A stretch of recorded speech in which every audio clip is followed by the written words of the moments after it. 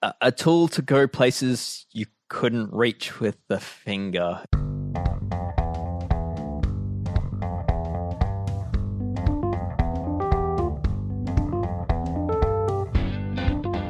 Welcome back to another episode of Geek Warning, everybody. I'm Kaylee Fretz. It's Wednesday, March 15th. We've got a great show for you today. All kinds of things on this run sheet in front of me. Everything from we're going to kick off with a corrections corner, which I think there's a fair number of those in our future in Geek Warning. We've got a Dirty Dave segment. We've got some news around some new Campagnolo wheels. That's exciting. We've got a couple things that are on our minds and over the heads of our families. So let's kick off with a corrections corner. Dave, you dropped this one in. We have a brief corrections corner on our discussion of the Conti 4 season from last episode. What did we get wrong? I summarized it as a gator skin merged with a GP3000, but member mechanic extraordinaire from Washington, Greg Thomas, was quick to reach out and let me know that I was wrong. It is apparently closer to a GP4000, GP5000 tire. It's like black chili compound, and it's basically just like got an extra breaker belt in it compared to say a GP5000, and then it's got like a protective covering over the top of the sidewall, but otherwise it's a much higher end tire versus a gator skin or a dated GP3000. The GP3000 reference does apply to the tread pattern, which is shared from that older tire. But anyway, there you go. For anyone thinking out there that didn't sound right, it wasn't. Do you regret the error? No, but I'm happy for people to correct me when I'm wrong. All right, well, we'll move on from that. Like I said, we're gonna kick off today's show with a bunch of news items. That was just the first. The next, and actually this thing that we're going to talk about, we are technically under embargo until tomorrow, which is when this podcast will go out. So for the majority of the audience that is getting this through your headphones on the 16th, we're fine. However, there are quite a few people in our live Discord member-only studio audience today. And so to all of you out there, my request is that don't say anything for 24 hours. And I think we'll be fine. I don't know, Ronan, you didn't sign anything, did you? I think we're fine. Well, I didn't even get this press release directly, so no, I certainly did not sign anything. So then we're under no embargo whatsoever. We can do whatever we want, right? Technically, yes. I'd say we're under an embargo. Well, anyway. We're not under NDA. Yes. Yeah. We didn't agree to the embargo, so technically not that either. We anyway, also don't want to set a precedence for having to sign things. No. So Ronan, assuming that everybody here is okay with that and is okay with not shouting about this in the next 24 hours, what are we going to learn about formally tomorrow from Campagnolo? Well, it's actually the wheels that we first seen at the Giro last year. So almost a full 10 months on since we first spotted them with UAE riders. It's Campagnolo's new Hyperon Ultra wheel set, which will be available in their two-way fit, which is clincher and tubeless compatible, and will also be available in a tubular version. As we've already said, it is officially announced on March 17th this year, and will feature a rim depth 37 millimeters deep, 21 millimeter internal width, 27 millimeter external width. It's got Campy's cold ceramic bearings. Kind of new lightweight climbing wheel set from Campagnolo, which you must be pretty excited about. I certainly am, yes. I like the look of these. I was going to say I quite like the fact they're still available in tubular, but I don't know if I do, because realistically, I'm done with tubulars. But yeah, I'm liking the look of this wheel set. It's got that typical sort of Campagnolo wheel aesthetic to it. Looks great. If it's anything like the other wheels, it should perform well as also. But of course, the major difference from Campag's other high-end wheels is that this has done away with the G3 spoke pattern, which has been so popular for years. So that's a big deviation. Whether or not it makes a difference, only time will tell, or only a test ride will tell. There's a relatively large deviation coming in shifters as well. There is, yes. This I'm not so happy about. This I am appalled, outraged, devastated, done with cycling forever because of. So maybe best somebody else takes on this topic. Dave, what do we got? We've got Campy seems to be taking away their thumb shifter with the next generation of EPS. I'm sorry, Ronan. I'm sorry. But yeah, it's that's basically it. I mean, they're basically, it appears from a few leaked photos that the next generation will have 2 shift levers behind the brake lever. Okay. I can't sit this one out anymore. I have to speak. Yeah. This just looks. They've gone from like the best shifter setup, in my opinion, to what looks like. Now, admittedly, I obviously have not tried this, but this looks like it cannot work all that well. And the buttons are just so close together, like one above the other. Admittedly, supposedly they're intended one to be used with the index finger and one to be used with another finger, but I don't know. I just envisage trying to use this on a cold winter's day with big gloves on, and yeah, who knows what button you're going to hit when you go to hit one or the other. So yeah, I'm really not liking the look of it. Of course, I'll have to reserve judgment until I've tried it, but yeah, I don't know. It's also a prototype, right? So like these things could change. But yeah, looking back in the years, we should explain where this came from real quick. So like these are 2 different things. So the wheel thing we were talking about earlier, that's sort of a formal launch that's happening in 2 days or day. Or whatever it is. And the second thing that I just brought up here is basically a prototype that has leaked and is therefore pure speculation.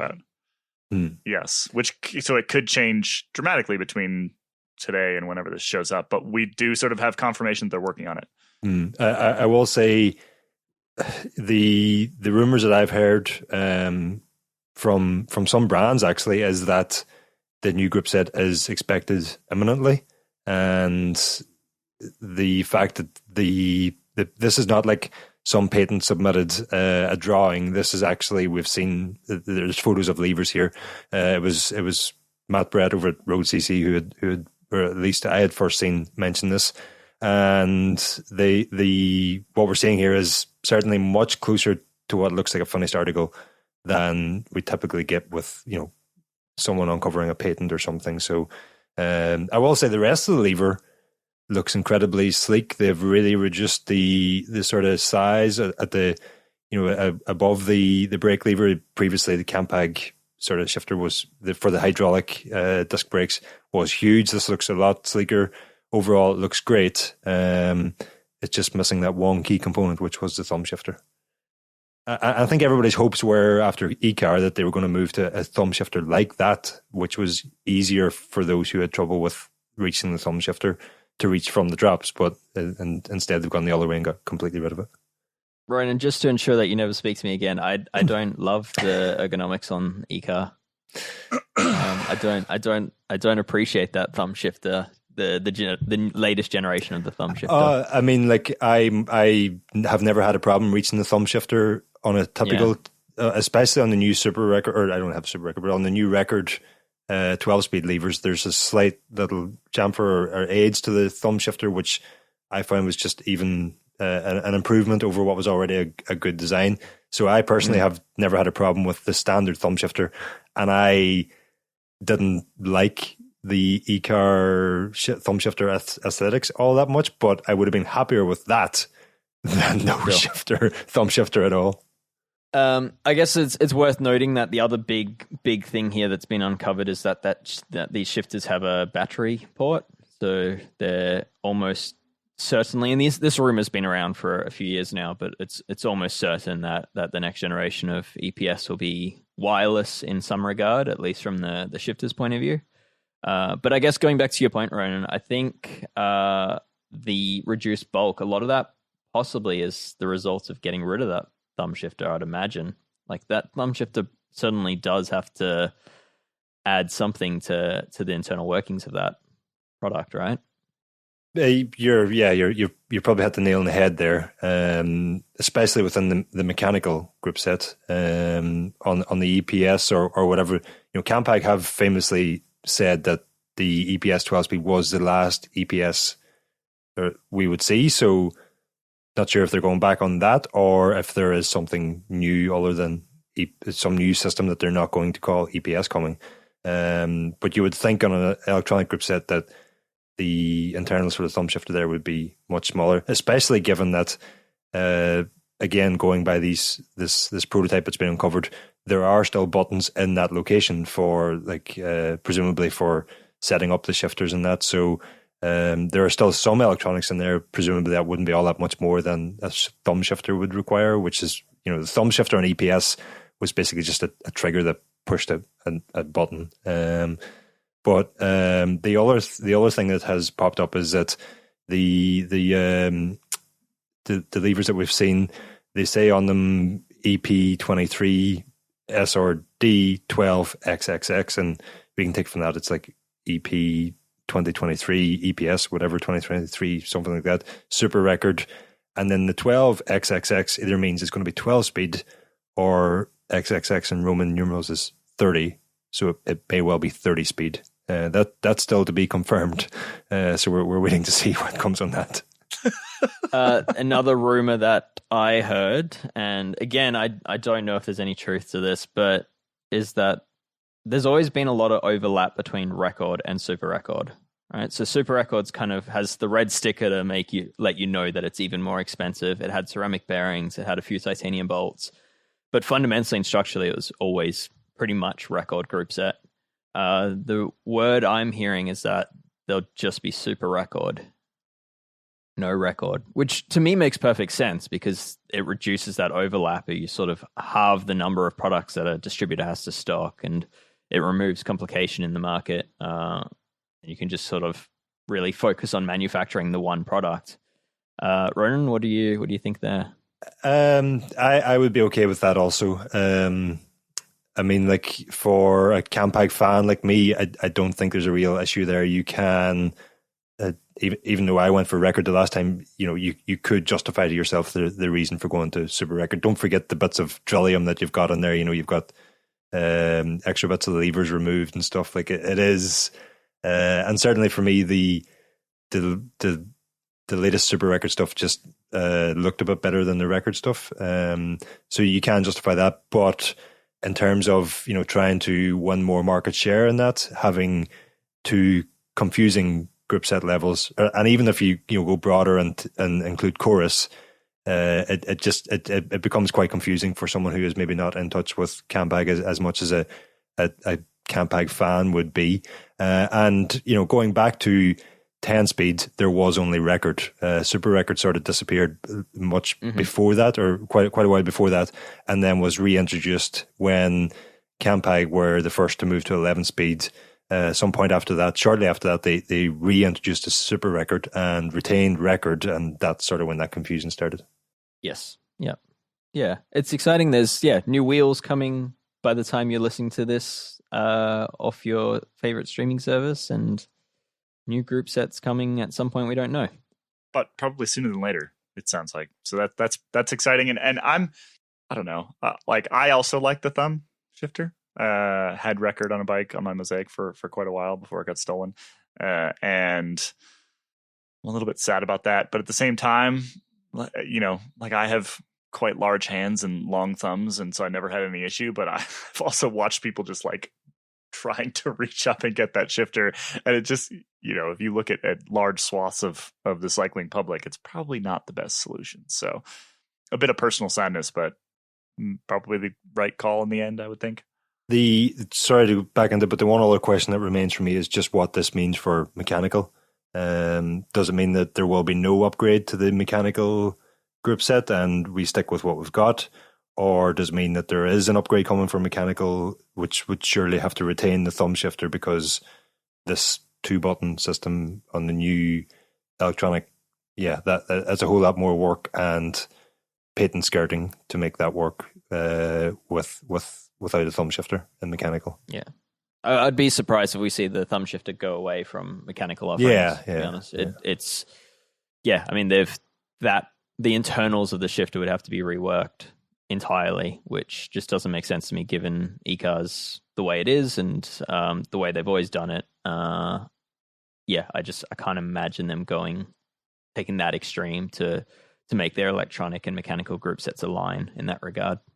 I want to shift away from Super Record, almost as far as you can shift away from Super Record and still be in the kind of endurance cycling space.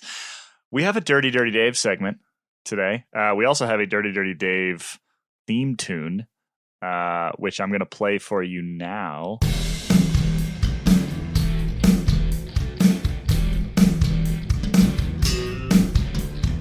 Dirty dive, dirty dive, dirty, dirty, dirty dive. Dave, some new S-Works shoes that fit in Dirty Dirty Dave's segment. Who's our new theme song from?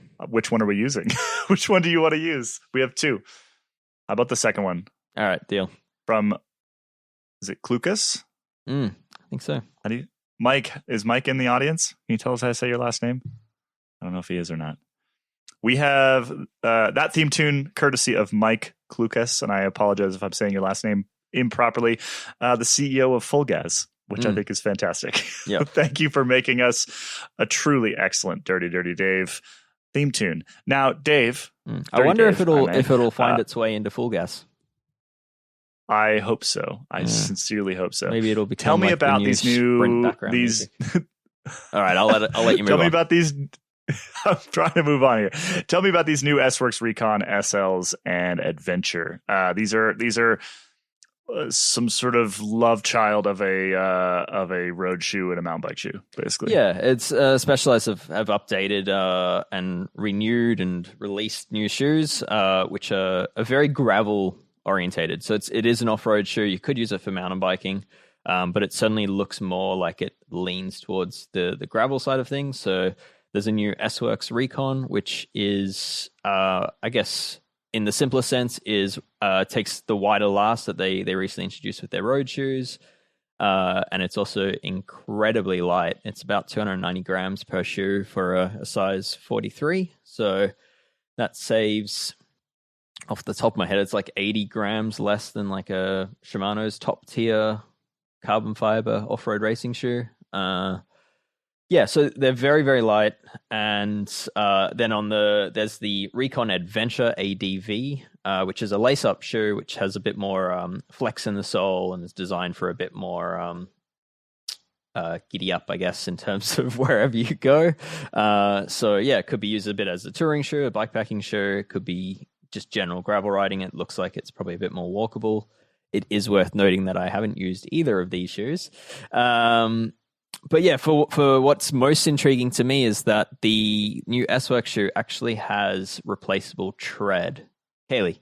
Well, no, continue to talk about replaceable tread. I have a comment on the shims thing that we're going to get to. Yeah, so the replaceable tread is very city-ish. I haven't seen an off-road shoe do this. As far as I'm aware, no off-road shoe has really offered replaceable tread since City have done it. And I think it's a pretty cool trend because you can make the treads a little less durable, knowing that you can then replace them. And by less durable, I mean grippier, which is often something lacking in these sort of high-end carbon gravel focus race shoes. They can be a bit slippery once you're walking on wet rock or over any sort of wet terrain. Yeah, that's one of the ways that they drop a lot of the weight off these things too. Is they use like a TPU instead of a rubber, right? And so that shaves a huge amount of weight off of them, but it also makes it so you can't stand up on rocks, for example. Yeah, they also keep the sole very exposed on that S-Works shoe, which has also helped save the weight. So yeah, there's not a lot of traction in between the heel, the tread at the heel and the tread that surrounds the cleat. There's also no provisions for toe spikes is another way they saved weight out of the shoe. But yeah, overall, I think more relaxed fit will be quite nice to a lot of people. But for me, yeah, the replaceable tread also introduces a new feature, which is it basically lets you adjust the stack height of the tread surrounding the cleat. And why that's important is road pedal systems don't require any surrounding tread or any interface with the shoe to work the way that they're designed to work. But mountain bike pedals, SPD included, Crank Brothers, Egg Beaters, Time, they all change feel based on the tread that surrounds the cleat. And in many cases, they change the amount of stability you get.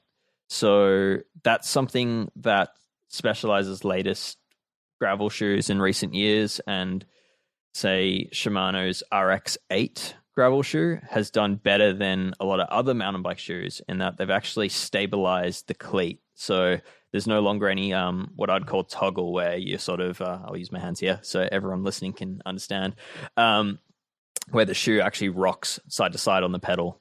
And that's what very you get different with your membership. Yeah, that's very different to float. Dave Rome wiggle his hands. So float's your angle, like if you can imagine your heel sweeping left to right. Toggle is the unwanted movement of the shoe actually rocking side to side. And yeah, the getting the tread height right can make your mountain bike pedal feel almost efficient as a road pedal.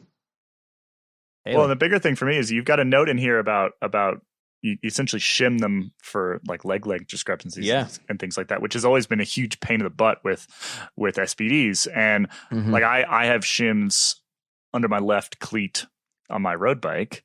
And my bike feels really weird if I take those out, but I'd never really bothered to do it on my mountain bike. One, because you kind of move around more on a mountain bike. And I think that, the millimeter here or there is a lot less important than I'm just sitting in a road saddle. But it would be nice to be able to essentially prop my left leg up by, for me, it's a millimeter or two. Yeah.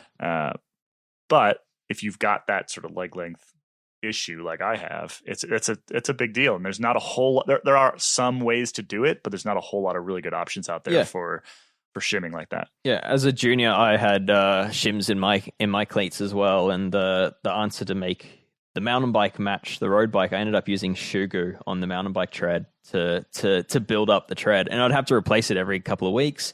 I've heard of other people basically having custom treads made and epoxied on.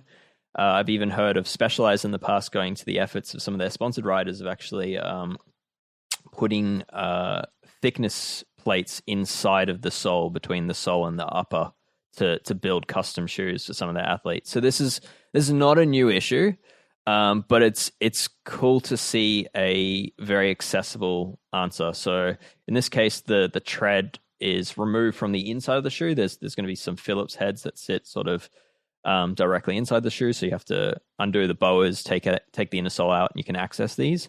And Specialized will be offering 1 millimeter shim kits. The shoes basically come with these to adjust the feel of the pedals.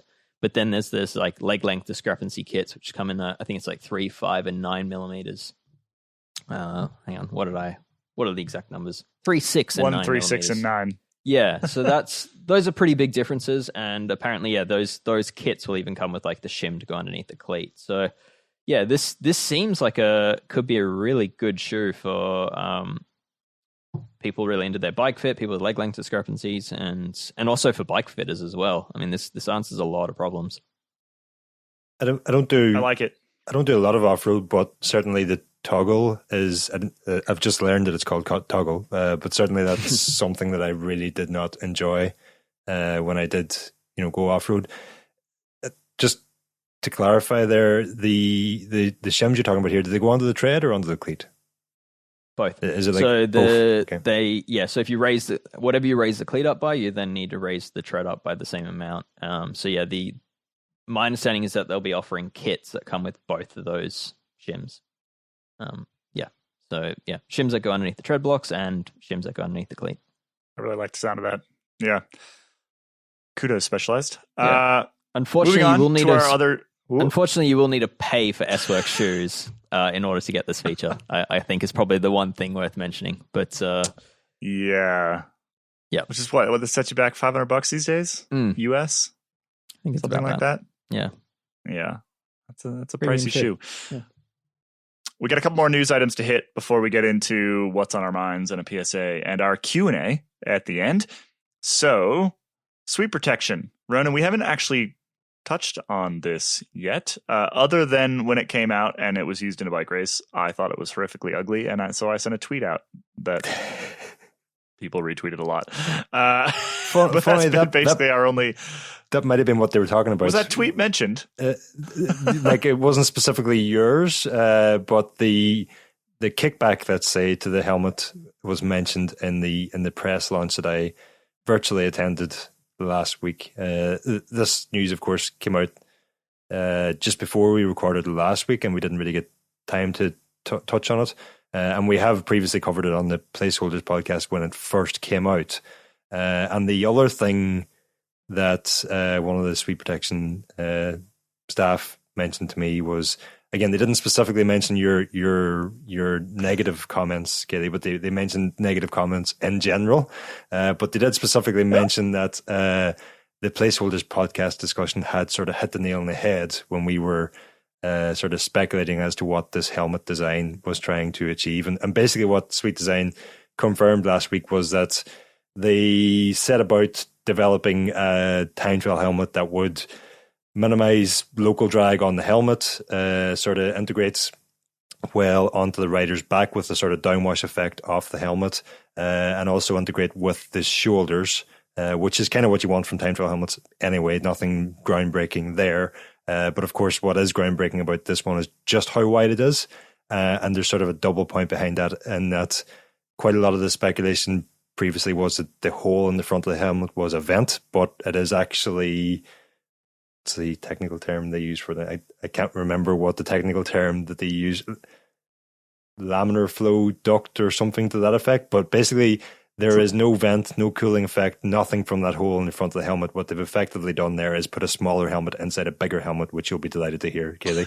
And that duct on the front has a sort of slight peak on it, which will channel the airflow around either side of the helmet. The inlet on either side of the duct is also sort of designed to specifically channel air into the duct. And what happens there is that channel that feeds around from the duct sort of accelerates the airflow into a vent at the rear of the helmet, which then sort of shoots that accelerated airflow out onto the airflow that's coming around the outside of the helmet to both reduce the high pressure points on the front of the shoulder, but also integrate with the bit of thrust that you supposedly get as the airflow goes around your shoulders. So it's sort of a Sweep Protection's way of not only integrating the shoulders and getting rid of that sort of draggy area that you've got there, but also actually harnessing the bit of thrust that you naturally develop as airflow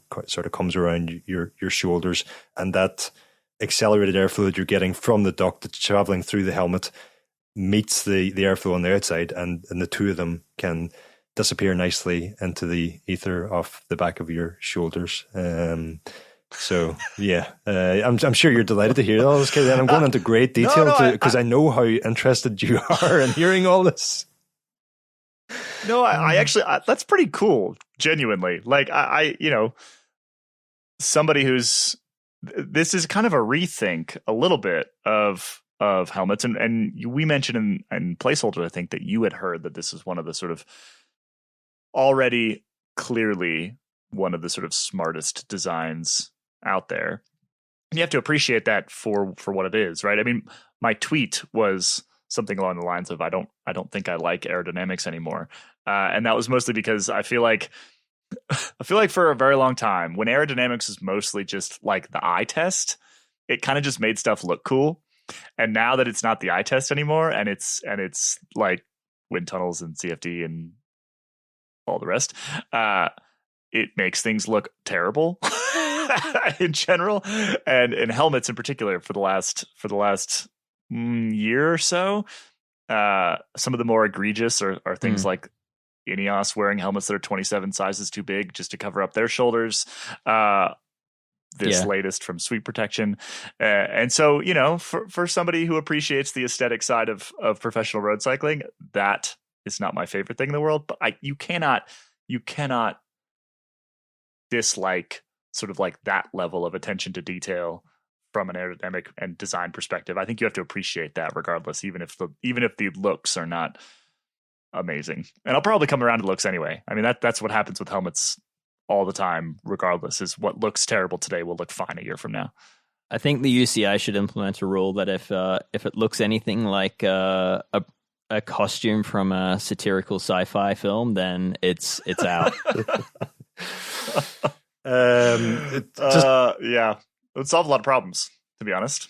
You are right. Like sitting in on the presentation last week, it was clear just how much focus there was put into developing a helmet that actually, I was going to say made sense, but at least to an aerodynamicist, it would make a lot of sense. To the rest of us, we have to be solves explained. the problem. Yeah, exactly. And right, it solves the problem of us having shoulders. Yes, that's a problem that has, been a problem for aerodynamicists for forever. The one thing, or not the one thing, but I did sort of, there was a Q&A, you could submit questions. Quite a lot of my questions didn't get answered live for some reason. But I did get an email back answering most of my questions, specifically around how critical it was to rider position and sweep protection. Were sort of saying, well, we've designed this with a lot of riders in mind. It was tested on 2 different riders of, varying sizes to ensure that. But I still reckon this. If your head sits above your torso in the time trial position, I reckon this is going to be pretty slow. But again, that's just me using my eyeballs. That could be entirely wrong on that. The other thing I was curious about was just whether that accelerated airflow would actually work at the speeds that we achieve on a push bicycle. Again, they pretty much said, well, we've tested it and we wouldn't have used it if it didn't work. Please go away. So I'm going to take their word on that one. I asked them if having zero cooling effect just flows totally against the grain of everything we've been hearing recently about thermal regulation, how important maintaining core temperature is. And they said that the helmet was so fast it was worth the offset there. And lastly, Katie, you'll be delighted to hear I asked them if they tested it with I'm not sure why I asked this question, but I did ask them if they have tested the helmet with either a balaclava or a head sock of some sort under it. They thought that wasn't really relevant. So good. Going back to one of the points you made there, Ronan, you mentioned that they tested it on 2 riders.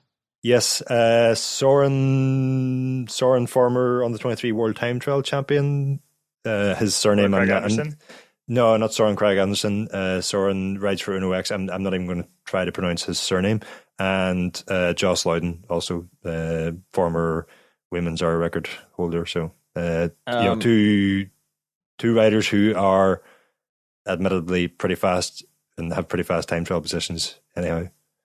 I'm not a scientist, but 2 doesn't sound like a large sample size. It's kind of what I thought. And it did strike me a little bit like, Specialized took Remco Evenepoel to the wind tunnel to develop the new headsock helmet.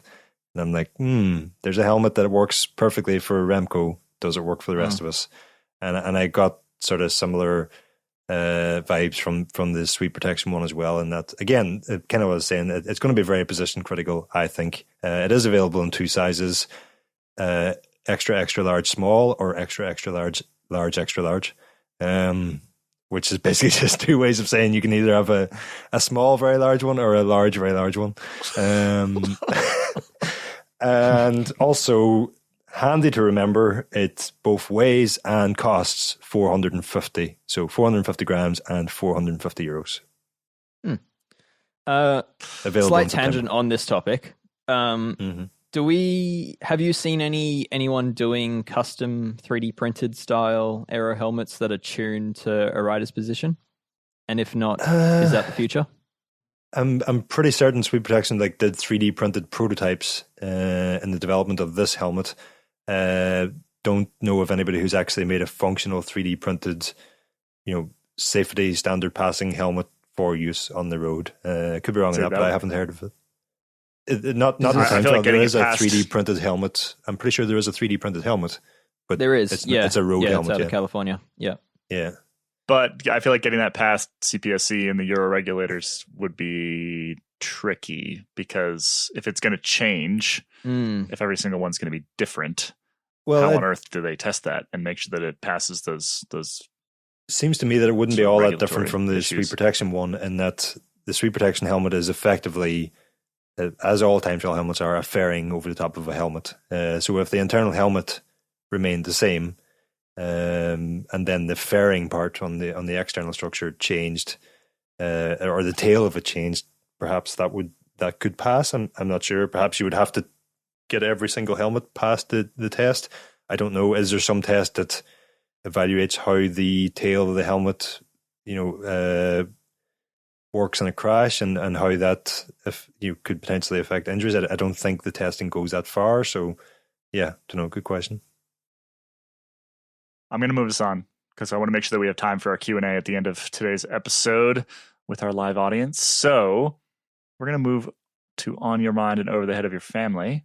Dave Rome, yours is predictable this week. Is it? Why is it predictable? Yeah, because it's you. It's me. It is tool related. Centering of stems is what's been on my mind. As it is for I believe everyone. This crosses their mind on a daily basis. But for me, I have always struggled with stem centering. I have a large amount of self-doubt when it comes to getting handlebars centered, and I'm forever questioning my ability in this regard. With mountain bikes, it's actually very easy. You can peer over the top of the handlebar and align it to the fork crown, which is almost always symmetrical. And then you can look on the backside of the handlebar and align that to the fork crown, and then that's your handlebar centering. For road bikes, I find it a lot trickier, and it's only gotten worse now that we've got all these sort of integrated curvy aero handlebars that don't often give you a real great reference point to get your alignment from. And that's kind of led me down this rabbit hole of trying to figure out what stem alignment tool's best. And I'm sad to say, but they're all terrible. So yeah, there's a few that use lasers that mount off your handlebar. Tune were the first to do this. Super B then copied them, and then there's another company that's recently come out, which is a bit different again, called We Create, with an actual 8, because why not? And it's called the Stay Straight, and that one actually clips onto the front of the handlebar. But yeah, basically the Tune and the Super B need round circles. They need a round handlebar and a round stem with no accessories fitted at all. Like no out in front computer mount, no stem mount, no light brackets, and you need a decent length stem, and then you can get your stem aligned. The We Create Stay Straight needs to clip onto the front of a handlebar. Every handlebar I've tried it on that isn't round, it doesn't stay on, and it won't work on, so that is a fail.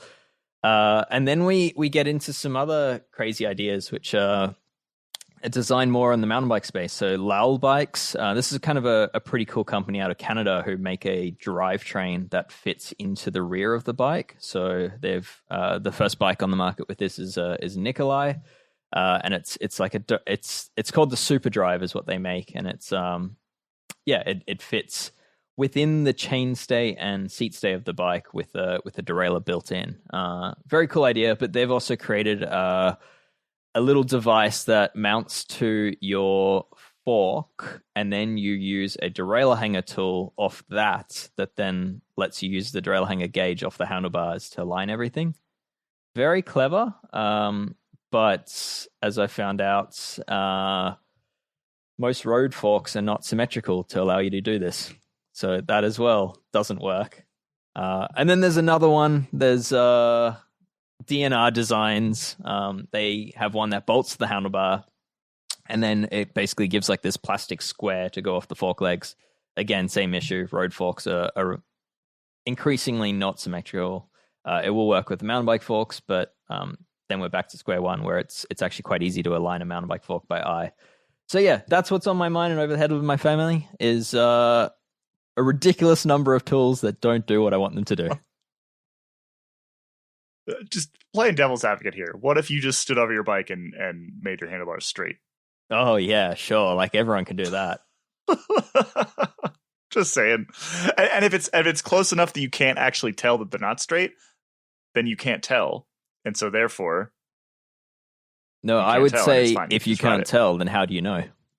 This is where we differ, Dave. Yeah. Ronan, what is on your mind and over the head of your family this week? I was just frantically trying to remember there. And I believe UCI should ban tire sponsors. That's what you've written down. Yeah. And the reason this is on my mind is for an article I'm working on for a soon to be launched website, soon to be live website, soon coming soon website.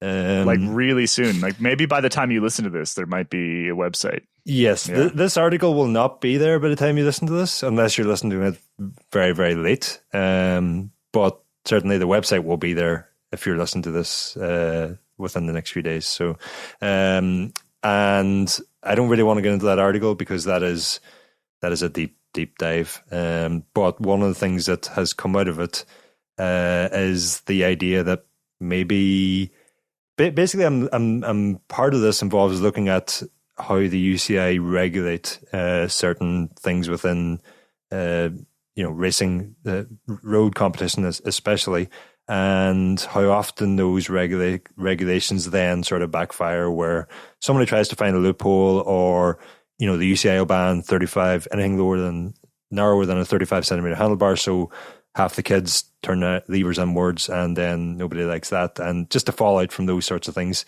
And one of the questions that I stumbled on was the idea that instead of regulating things, what if we actually just intervened with what the teams could be sponsored?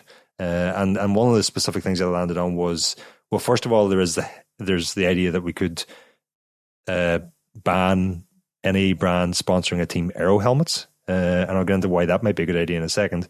And the other one I came up with was, should we ban tire sponsors? And the idea behind that's why I was frantically trying to remember there, is I can't quite remember exactly what my thinking was behind that right now. It's deep within all these notes. But one of the upsides was, basically we were talking, I was talking to Xavier Disley from Aero Coach earlier today, and we were sort of talking about how much more exciting racing would be if you give the best descenders 50% extra grip, and how much extra racing that would force on the climbs to get rid of these guys who can descend so well. How much more exciting it would make descents if you knew Tom Pidcock had an extra 30% grip, and he was about to tear into the descent. You might want to do something about that before he did, or you might not want to try to follow him. And obviously that would be impossible because that would have safety implications. But if you decided that teams couldn't have tire sponsors, not only would that, it would sort of separate the wheat from the chaff, let's say, in that you would immediately have all the teams test, well, if we're going to buy tires, we're going to buy the best tires available, the fastest tires available. And so you would have teams testing that, and you would very quickly be able to see what are the fastest tires available, what are the best tires available. You would also have the knock-on effect, I believe, where wouldn't tire brands all be, I'm not saying they're not already doing their best, but wouldn't they all be given a kick up the backside to make sure that their tires were the absolute best? If they couldn't sponsor them, they couldn't force teams to run them. They just had to sell them to the teams the same way they sell them to us. And if you're looking for an example of how this works, Trek Segafredo and Francis de Joux Groupama FDJ, whatever they're called these days, both those teams have a helmet sponsor who doesn't have a time trial helmet. And as such, we're seeing those teams this year just go out and test what is the fastest helmet for our riders in time trial position. And as a result, you're seeing, at least with Trek, 5 of their 7 riders at Paris wore different time trial helmets. And that's not what you're getting. Then is you're not getting all the FDJ riders forced to ride Giro helmets. You're getting all the FDJ riders riding the helmet that is fastest for them, which I think is interesting. The tire thing is a bit F1 vibes. Like it's I mean, there's one tire sponsor. They provide all the tires. You get a couple different versions of it, right? Mm-hmm. Kind of works well over there, and it's also, I mean, from an F1 perspective, they sell that, right? And F1 has had some terrible stories come from tire wars in the past. Races not cancelled that should have been cancelled, and all sorts of things happening in the past. And also, forcing one sponsor seems a bit, that doesn't seem to fit too well either. Like, if you can only use one brand of tires within road racing, and all the other brands are just excluded, it works in F1, but that's different story altogether. So yeah, I always come back to kind of unintended consequences of some of this stuff, and I think a good example of that was the hour record. So when the hour record was under Merck's bike rules, right, it basically just lay dormant for very, very long time. One, because a major reason for that was that the bike brands couldn't actually get behind it, right? Like, they couldn't do anything interesting to help push this along. There wasn't a whole lot of incentive. If the athlete wasn't really into it, there wasn't really any incentive around the athlete to push for a new hour record. The second we basically switched to whatever the track rules that they are now, then all of a sudden we got this flood of hour records, from Jens Voigt on, right? And I think that some of those ideas, you might end up with similar kind of negative repercussions from an industry perspective, right? The industry, you want the industry to be incentivized to develop cool stuff, and to fund racing and things like that. And I wonder if some of those ideas would be counterproductive on that front. Yeah, the entire article I'm working on is never going to happen. But sort of, I've lost my train of thought now. I got a message popped up on the screen and just entirely lost my train of thought there. So I'm going to throw to Dave Rome. He had something to say. I was just going to say, Ronan, what you're suggesting here sounds a lot like what actually happens in downhill World Cup mountain biking, where the vast majority of riders, whether sponsored or not, just end up using Maxxis Minions or similar Maxxis tires, because they've deemed it to be the best, and for whatever reason, their tire sponsors have been traditionally incapable of producing a tire that's as good. So the teams end up just buying those tires and then using the magic black Sharpie to make them sponsor neutral. That did change in I think it was last year. Continental actually invested huge amounts of money in tire development and have come up with a tire that has drawn people away from just wanting Maxxis. Now people are putting Sharpies onto Continentals as well. But the same thing was happening in road racing with Contis, actually, for a long time, where riders, in particular, if it was a rainy stage, they would grab, this is more in the tubular era, but riders would actually grab, like, they'd have Continental tires sitting around regardless of the sponsor. I mean, I can't even tell you how many times I was walking the pits at the Tour de France on a rainy morning, and you'd see a lot more Contis around. This is 7-8 years ago now. You'd see more Contis around than you'd see in a standard road stage. And I would argue you still see that today. A lot of Conti logos sharpied out. But I remember my point, so before I forget it again, I was just going to say, you mentioned, unintended consequences and incentivizing the brands, but you could argue that the current model doesn't incentivize brands either if they can just pay their way into teams, and especially with time trial helmets, which nobody cares about but myself and a few others. But there's no motivation for brands to develop time trial helmets there if the riders are forced to wear them. But I will actually give away exactly what the article is about. It's kind of looking into, just to try to make a bit more sense of this for the listeners, and that they don't think I'm entirely mad, but looking into what would happen if the entire World Tour peloton was forced to ride spec or standardized equipment, so everybody was on the exact same equipment. And I will say, at first I hated the idea of this, but the more I thought about it, it's absolutely fascinating subject, and I can't wait to write it up. I look forward to that story. I don't think it'll be right when we launch, like you said. I was wondering whether we should talk about the other thing that you're currently working on that will potentially be teased when we launch the website. If anybody follows Ronan on Instagram, you saw him building the antenna for our website recently. There's this real inside joke there. No, I'm going to leave that. We're going to talk about that next week. I think once there's a piece that's going to come out right when we launch the site that is very, I don't know, it's open-ended. It's essentially, it's half question, half story, right? And so I think that's worth discussing once everyone's had a chance to read it. And maybe I would imagine we'll have some interesting Q&A questions on that subject next week as well. We might have an interesting lynching where everybody just like piles on me and just like, you idiot. Hopefully not. Yeah. We keep mentioning this website, but we're so great at self-promotion that I don't think we've mentioned our company name once this episode. escapecollective.cc. That will still be the website when we launch it. It just won't look the same as it currently does, which right now it's still in launch mode. And got the founders wall, got all these things, and soon it will be a real website with like stories on it and stuff like that. Sometime in the next 36 hours or so from when we're recording.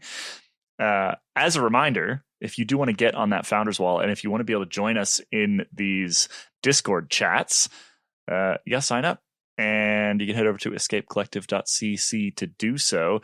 That founders wall, we're going to shut that off, I think, around the end of this month.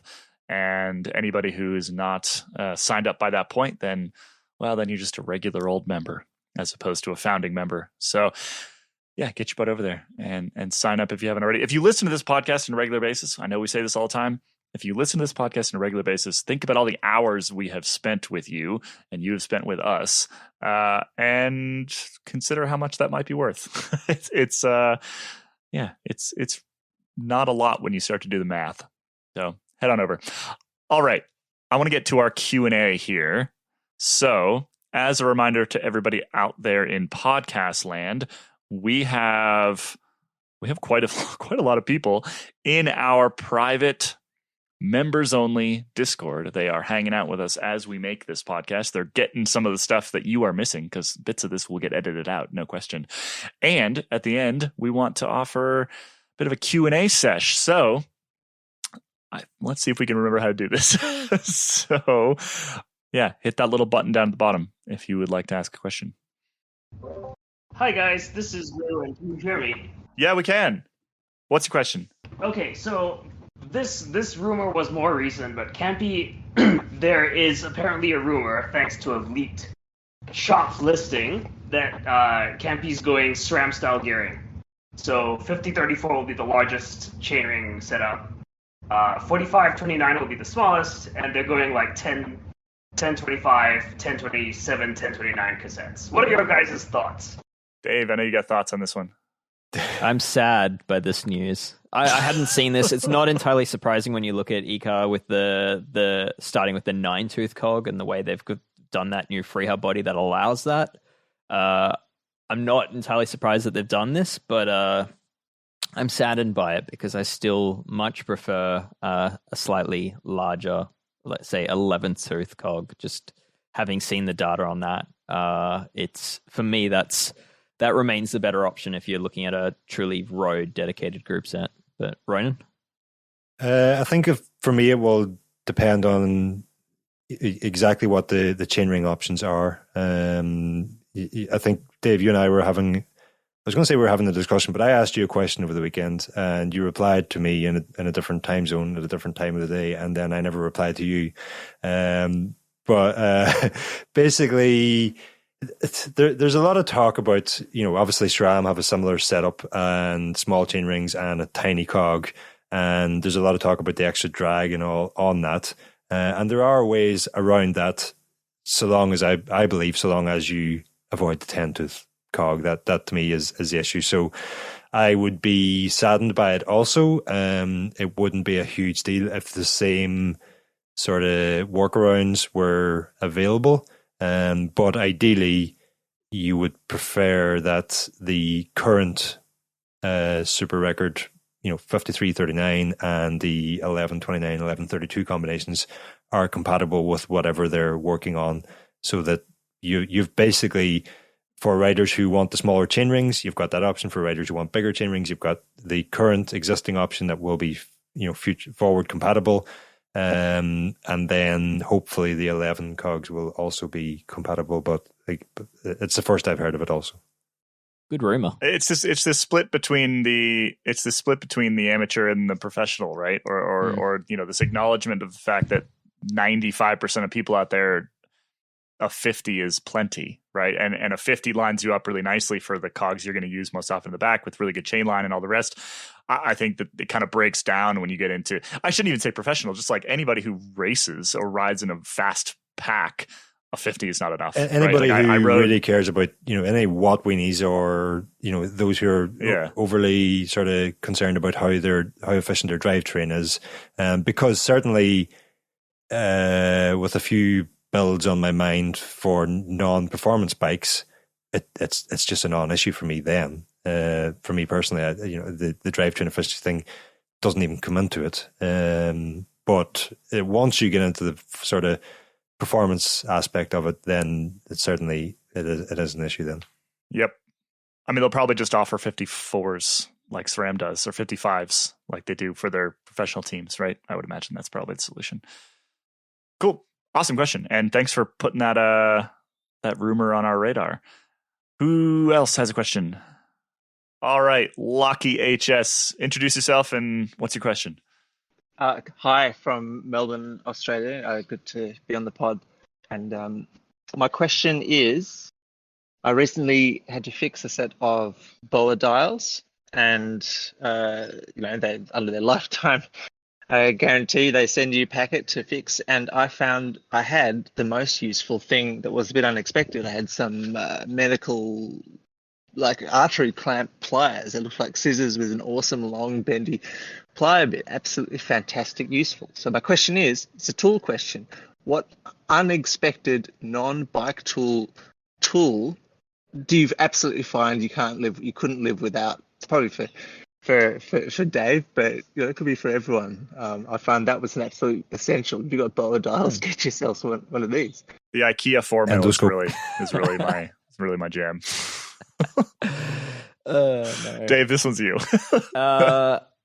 So yeah, I'd say the one for me is alligator forceps. So they're also, I guess, from the medical world. They're also very popular in the crafting world. So like making ships in bottles. Not that I've ever done one, but I think that's a popular tool for that. But yeah, it's basically a tool to go places you couldn't reach with the finger. Is probably how I'd imagine a surgeon would describe it. You get them in various lengths, but basically you've got the handle and then there's an extended piece of an extended rod, and then that basically opens and closes a tiny little jaw on the opposite end.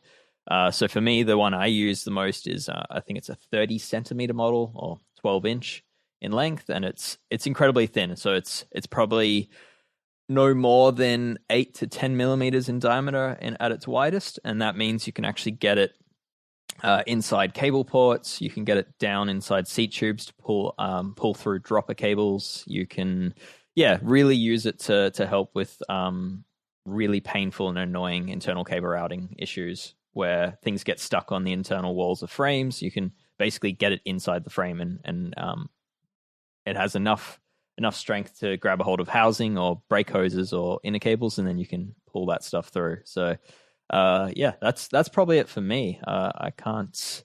There are definitely other tools from outside of cycling that I do use, but that's probably the one that if it were to break, I'd shed a tear and then quickly go buy another.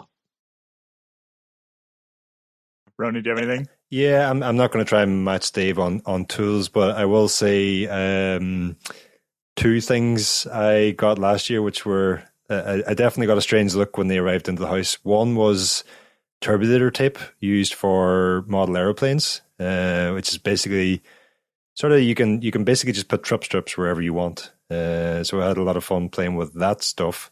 The other one, I'm a little bit nervous using its actual name, but I will give it its actual name. It's boob tape, and it's transparent tape that I have no use for other than applying it to the front of my shins alongside the turbulator tape to make invisible calf guards so that I get the aero gains without looking like a triathlete. So those two things combined. Hollywood tape. Oh, okay. Yes. There we go. That's Good question. I'll remember that name. It's probably slightly more. Yes. Yeah, we can use that on the podcast a bit easier. Good stuff. Thank you. What else? Who else is out there? Yeah, we got another question in from somebody who's not in our studio audience today. Not sure John here is a member or not. Don't know, but it's a great question. So the question is, says, I normally run my gravel bike one by. I'm taking on a vacation with 2 sets of tires. I need both tall and small chain rings. I don't want to set up a front derailleur, buy 2x chain rings, run the lines, etc. He also has the Explore rear derailleur, which is 1x only. So can John mount the big and little 1x chain rings next to each other and just move the chain manually? So it would be a 2x1x system. Chain length seems to be the big issue on either end, so I lose 34, 11, 12, as well as 52, 46. Thoughts on this one, Ronan and Dave? I think there's a couple issues. Chain line is going to probably be an issue. But yeah, potentially the chain touching the other chain ring is going to be an issue. Yes. What do you guys see? I think there's too many issues with trying to mount 2 chain rings next to each other for use in a 1x application. Kaylee just mentioned most of those issues. But the main issue is that you need to, for proper 1x usage and for chain retention, you need to be using narrow wide chain rings.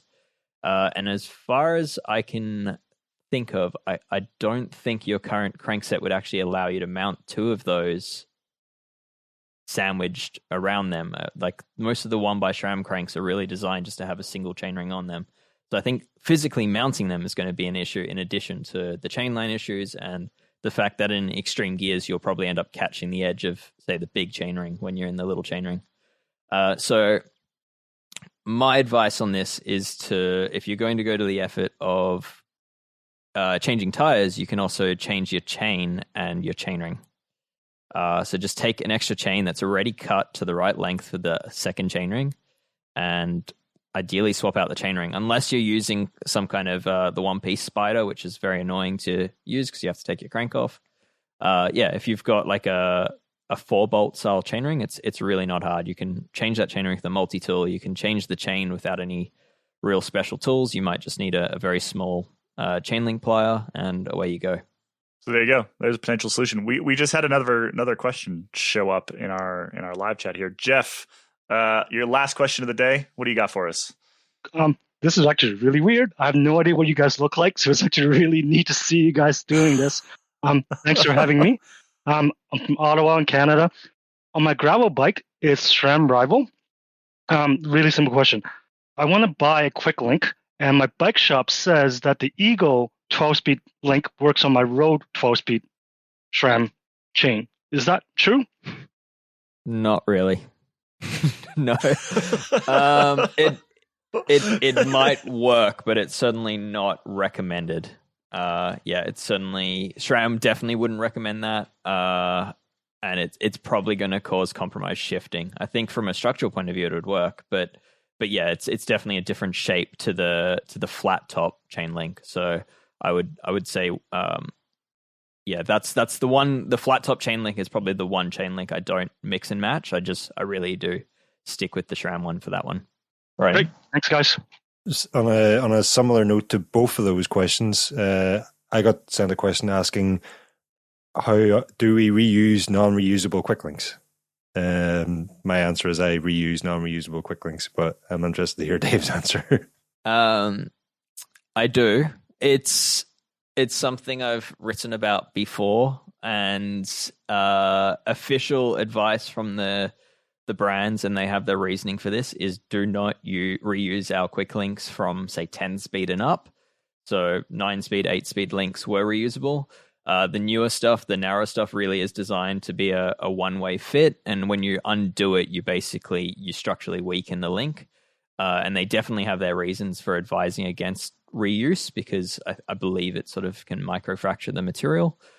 That said, I ignore their advice and I do reuse them, but I'll only reuse them up to the point that the link no longer makes a positive snap when you put it back together. So if once that becomes soft and you no longer need a lot of force from the tools, then I'd stop using them. And for a lot of these newer links, that's really only 1 or 2 reuses before that happens for me. I don't push them too much because at some point you are running on a weakened link that can unfortunately pop itself loose if you were to get the chain in the wrong position and do a micro little backpedal or something like that at the wrong time.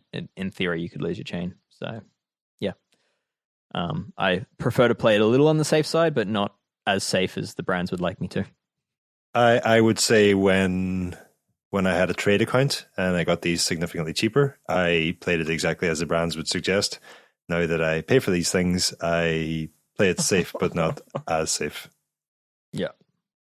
Same here.